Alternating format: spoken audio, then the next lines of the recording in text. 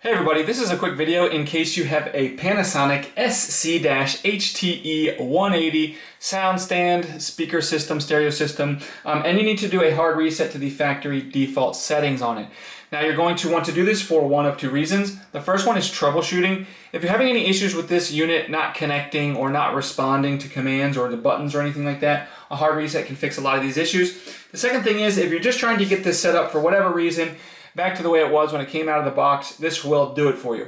So the unit needs to be turned on, and with the unit turned on, you're just gonna go and press and hold the power button on the side of the unit for at least 4 seconds. And you're just gonna, basically while you're pressing it, you're just gonna keep it on this display right here. Once this display shows the word reset, you can go ahead and let go of the button, and then you can go ahead and turn it off. Turn it back on, and it will be turned back on in its factory default out of the box settings, and you can set it up like a brand new device. Thanks a lot for watching. Have a great day.